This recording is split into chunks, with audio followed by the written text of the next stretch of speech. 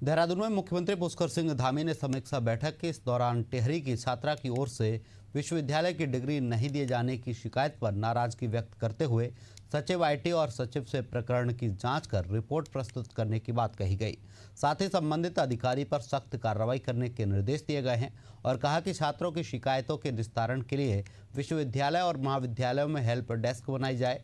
साथ ही CM helpline पर दर्ज विभिन्न शिकायतों का त्वरित निस्तारण करने के निर्देश दिए हैं।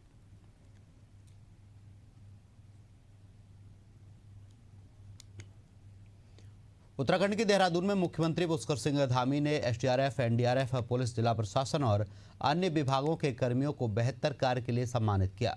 इस दौरान आईजी लॉ एंड ऑर्डर ने कहा कि मुख्यमंत्री धामी ने कर्मियों को सम्मानित कर मान बढ़ाया है, इससे सभी कर्मियों का मनोबल बढ़ेगा।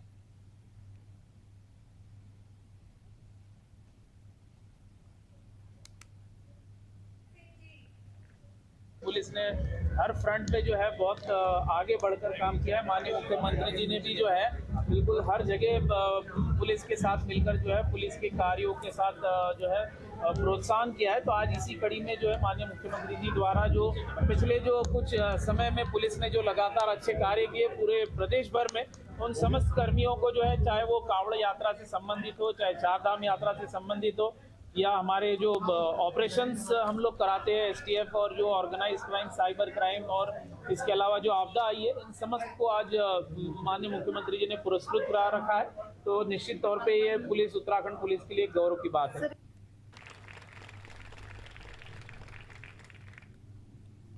उत्तराखंड के देहरादून में मुख्यमंत्री पुष्कर सिंह धामी ने परेड मैदान में 50वीं सब जूनियर राष्ट्रीय बास्केटबॉल प्रतियोगिता का शुभारंभ किया। आपको बता दें कि उत्तराखंड में पहली बार सब जूनियर नेशनल बास्केटबॉल चैंपियनशिप का आयोजन किया जा रहा है, जिससे 28 राज्यों की 54 टीमें इसमें भाग ले रही हैं।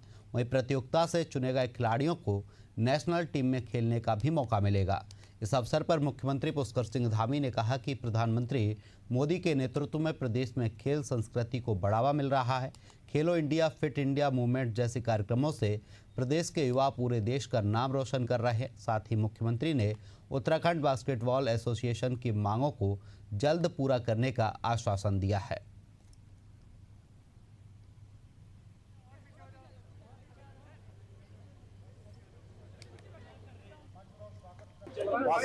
बास्केटबॉल की 50वीं सब जूनियर प्रतियोगिता का यहाँ पर आयोजन हो रहा है। ये हमारे लिए बहुत ऐतिहासिक क्षण है।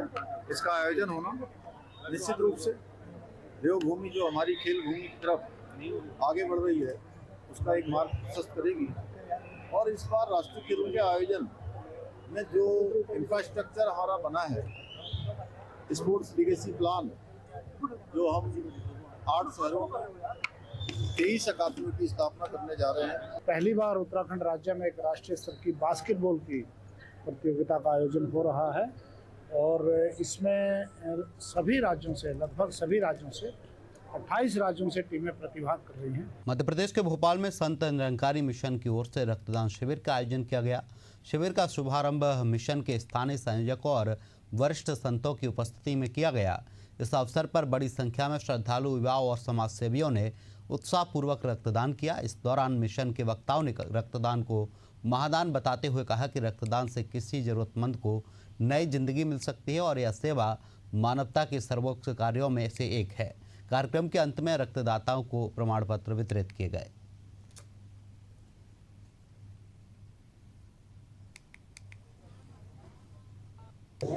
आज संत निरंकारी मिशन बैरागढ़ ब्रांच के द्वारा विशाल रक्तदान शिविर जो प्रतिवर्ष ये ब्रांच रखती है और निश्चित रूप से एक सेवा के भावना के साथ मिशन के सभी सेवादारी इस काम को अंजाम देते हैं। इस मिशन से जुड़े हुए जो लोग हैं वो तो रक्तदान करते ही हैं, लेकिन मिशन से जुड़े हुए लोगों के माध्यम से जो लोग अन्य उनसे जुड़े हुए हैं उन सबको भी रक्तदान के लिए प्रेरित करते हैं। और मैं अपने आप को सौभाग्यशाली मानता हूं कि मैं भी प्रतिवर्ष आकर के इस शिविर में रक्तदान करता हूं। हमारे निरंकारी जो मिशन है ये हर साल सेवा के बड़े अद्वितीय कार्य करते हैं। चाहे स्वच्छता का अभियान हो, चाहे ब्लड डोनेशन का कैंप हो, चाहे दुर्गा जी गणेश जी की झांकी विसर्जन हो, तो उस समय बाहर से, गांव से, देहात से आने वाली माताएं बहनों के उनके रुकने, उनके जलपान की व्यवस्था हो। आज जब मैं निरंकारी मंडल यहाँ पर आया हूँ तो यहाँ पर 330 से अधिक बहनों ने और भाइयों ने ब्लड डोनेशन कर चुके हैं। मध्य प्रदेश के अनूपपुर में पुलिस ने बैंक खातों का लेन देन कर धोखाधड़ी करने वाले एक गिरोह का पर्दाफाश करते हुए 2 आरोपियों को गिरफ्तार किया है। आपको बता दें कि 24 सितंबर को आरोपियों ने पीड़ित को इन्वेस्टमेंट कर लाभ दिलाने का विश्वास दिलाया, पैसे लेकर फरार हो गए। शिकायत के बाद थाना प्रभारी के नेतृत्व में विशेष टीम बनाई गई, जिसके बाद दोनों आरोपियों को गिरफ्तार किया गया है।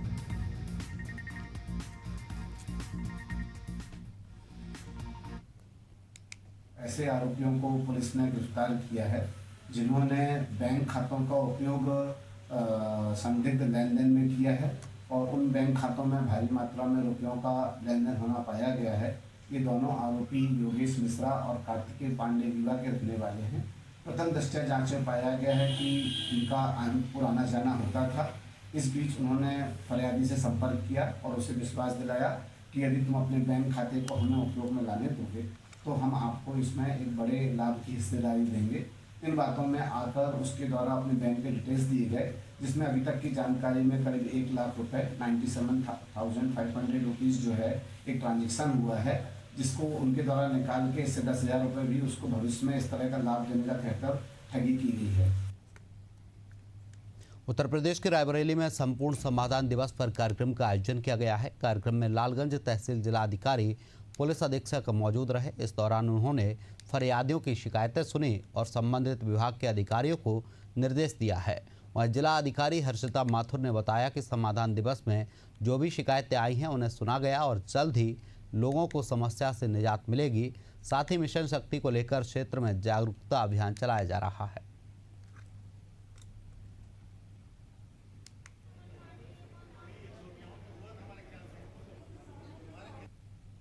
रायबरेली के द्वारा हम लोग के द्वारा अध्यक्षता की गई थी और इसमें विभिन्न विभागों से संबंधित शिकायतें और आवेदक यहाँ पर उपस्थित हुए। इसमें प्रमुख रूप से राजस्व से संबंधित थी, कुछ पुलिस की सुरक्षा व्यवस्था से संबंधित थी, बिजली विभाग से, नलकूप विभाग से और अन्य कुछ विभागों से संबंधित 1-2 आवेदक आए।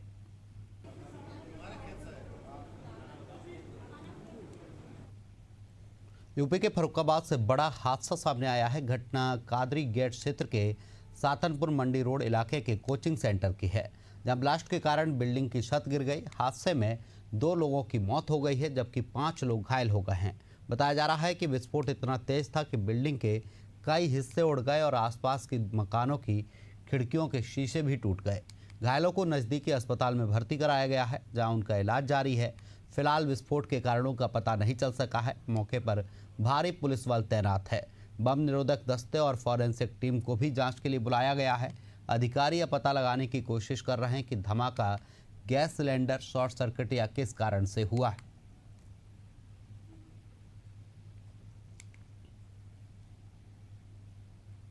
महाराष्ट्र पर साइक्लोन का खतरा मंडरा रहा है। मौसम विभाग ने 3 से 7 अक्टूबर के बीच साइक्लोन का अलर्ट जारी किया है। यह अरब सागर में मानसून के बाद का पहला चक्रवाती तूफान है। श्रीलंका ने इसे साइक्लोन शक्ति नाम दिया है। इसके असर से गुजरात के कई जिलों में भी भारी बारिश हो रही है।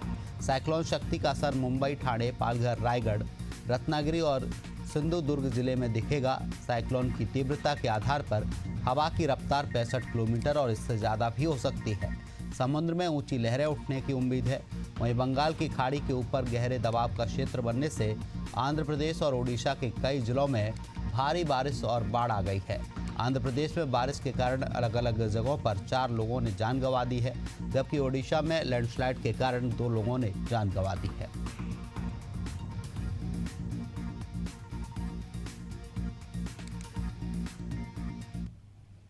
बिहार के सासाराम में बीती रात हुई मूसलाधार बारिश के बाद रेलवे ट्रैक पर भी पानी भर गया है। ऐसे में ट्रेनों को काफ़ी धीमी गति से रेलवे ट्रैक से गुजरना पड़ रहा है। वहीं रेलकर्मी और ट्रैकमैन सुबह से ही रेलवे ट्रैक से पानी हटाने में लगे हैं।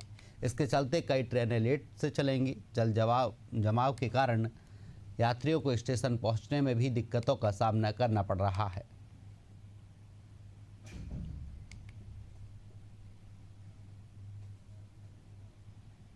खबर रोहतास जिला के डेहरी इलाके से है, जहां कई इलाकों में मूसलाधार बारिश से बाढ़ की स्थिति बन गई है, जिसे देखते हुए एसडीआरएफ की टीम बुलाई गई है। इधर जमुहार के नारायण मेडिकल कॉलेज के आसपास का इलाका बाढ़ के पानी में डूब गया है। ऐसे में मेडिकल कॉलेज की भी तमाम गतिविधियां बंद हो गई हैं। अस्पताल के आसपास के भवन में फंसे कई डॉक्टरों, स्वास्थ्यकर्मियों, छात्रों और मरीजों को एसडीआरएफ की टीम ने रेस्क्यू कर सुरक्षित बाहर निकाला है।